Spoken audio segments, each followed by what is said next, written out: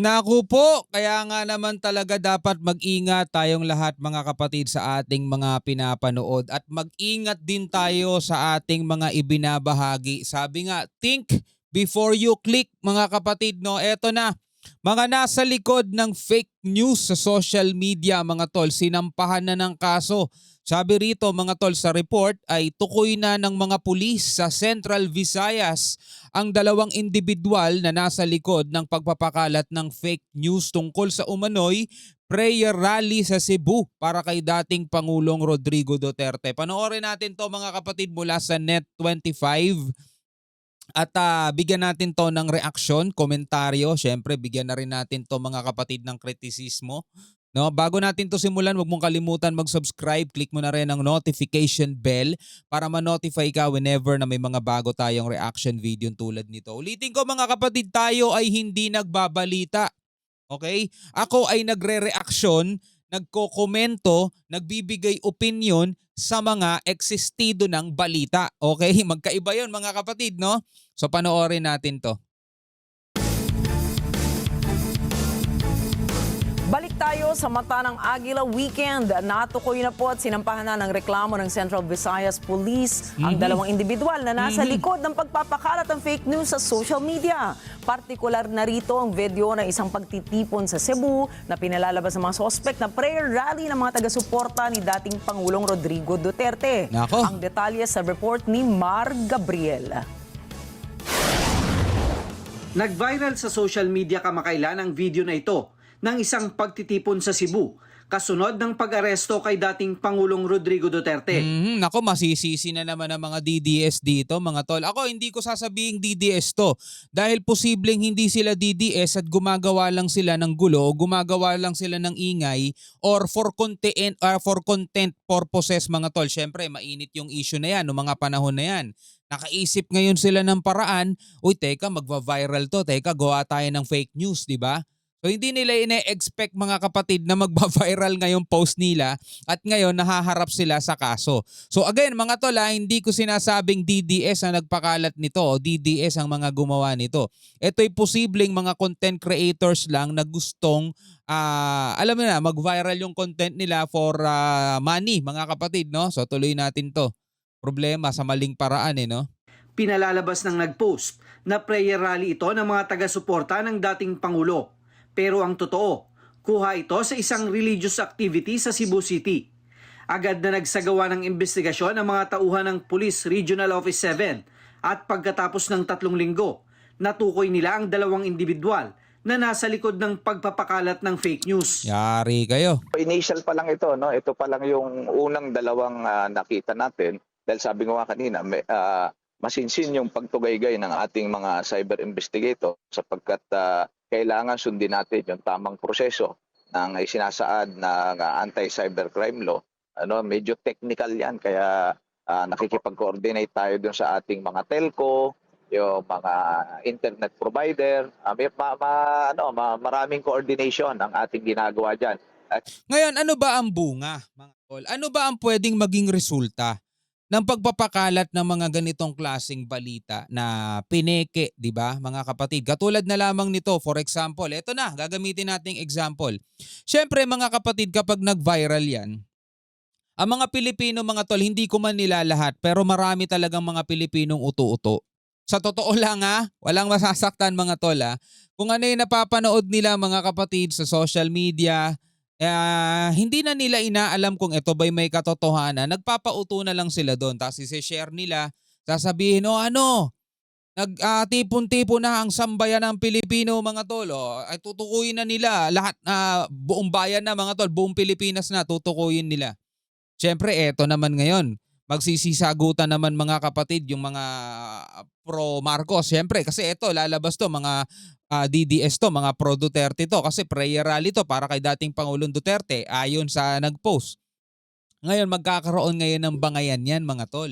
Magkakaroon ngayon ng hidwaan yan. Magkakaroon ng away-away. Anong resulta?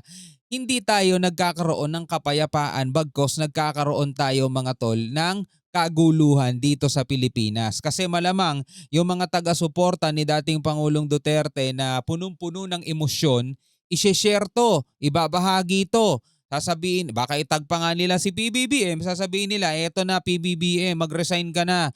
Eto na, magsama-sama na ang taong bayan. 'Di ba? Mga ganon mga tol, ang mga pahayag, 'di ba? 'Yun ang nagiging resulta ng na pagpapaniwala, 'di ba, sa mga ganitong klaseng video na hindi mo na verify kung ito ba'y may katotohanan. Dapat kasi mga tol, nanonood kayo ng mga balita sa mga legit, sa mga, alam niyo na, sa mga respetado na mga news agency talaga, hindi kung sino-sinong nag-share lang sa social media mga tol. Yun ang kasi mahirap sa atin eh, di ba? Tuloy natin. At saka yung paghabol doon sa at pagtuntun doon sa digital footprint.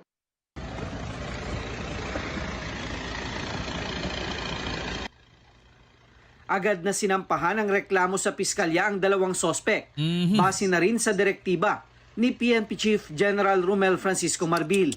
Kabilang narito ang unlawful use of means of publication at unlawful utterances kaugnay sa Republic Act 10175 o ang Cybercrime Prevention Act of 2012. Ayon kay Central Visayas Police Director Brigadier General Red Maranan, malaki ang abala na idinulot ng pagkalat ng nasabing fake news. Mhm. Siyempre, pag napanood ng Ina-alter eh. ating mga kababayan, sasabihin sa lugar na yon, napakaraming tao at marami nagpoprotesta. So, iiwas sila doon sa lugar na yon. Naku, isa pa yan, oh. Di ba yun yung sinasabi ko sa inyo uto-uto mga tol eh. Uy, protesta. Hindi man lang nila inaalam, totoo ba yan? Katulad na lamang nitong nakaraan mga tol. May mga napanood akong vlogger. Ay, ito na, ang INC, sumugod na sa EDSA. Diba? Akala ko ba gaganapin sa Quirino Grandstand? Bakit nasa EDSA sila? O diba? Hindi mo lang chinecheck kung ano balita ngayon sa kalagayan ng EDSA. Wala na magrarally sa EDSA. Wala namang nagrarally sa EDSA. Nasa Quirino Grandstand yung mga kapatid sa INC, pero EDSA ang inaano nila. Kasi may mga luma silang video na pinopost mga tol. Ay naku po, grabe. Pangklase talaga mga Pilipino. No? At yung mga transaction nila, official transaction, personal transaction, ay kakancel ng ating mga kababayan. Only to find out na hindi naman pala totoo, na ganun ang sitwasyon doon sa lugar na yun. Sa harap nito, nagpaalala si General Maranan sa publiko na huwag agad maniwala sa mga nakikita o nababasa online. Eh no, tingnan nyo. Oh, ito, halimbawa katulad nitong post na to, Carlo Tolesa is in Cebu City. Walk with Mary 2025. Watch the sea of devotes on Osmeña Boulevard during, eto January 17 to. Ito yung ito yung original post mga tol. 'Di ba? Ito yung ginamit doon sa prayer rally na patungkol daw di umano doon sa pagkakaaresto kay dating Pangulong Duterte. So etong Carlo Tolesa, ito talaga yung kumbaga legit na nag-post tungkol dito kasi ito nakalagay January 17 mga tol. Mahalagaan niya na beripikahin muna ito at kumuha lamang ng impormasyon sa mga mapagkakatiwalaang source. Nagbabala rin ang general sa mga patuloy na nagpapakalat ng fake news na hindi titigil ang otoridad hanggang sa mapanagot sila sa batas. Mar Gabriel, para sa Mata ng Agila. Matatag. Alright mga kapatid, bilang isang Pilipino, ano ang masasabi mo? Kaya nga mga kapatid, sabi ko sa inyo, lagi kayong mag-iingat. Kasi minsan mga tol, hindi naman din pro Marcos o DDS ang gumagawa ng kaguluhan eh. Malay natin, mga Chinese din pala gumagawa ng mga ganito. No? Hindi ko sinasabing mga tol na mga Pilipino lang lagi ang gumagawa ng mga ganito. Pero kasi kung meron mang isang nilalang sa daigdig na to ang nagnanais na magkagulo ang Pilipinas, alam na natin kung sino yung mga yon mga tol. Sa tingin ninyo, hindi ko sinasabi mga ordinary Chinese na nandito sa Pilipinas, mga tol siguro yung mga bayaran doon sa China, no? Gumagawa sila ng mga kasinungalingan nila rito para magkagulo ang Pilipinas, mag-aaklas ang mga tao sa gobyerno at para sa kanilang kapakanan din at kanilang kapakinabangan. Ano sa tingin ninyo? Comment kayo sa ibaba. Yun ay haka-haka lang mga tol hindi ko ibinabalita sa inyo na haka-haka lang yun. Hanggang sa muli, ako nga pala si Shobaldi. Peace out.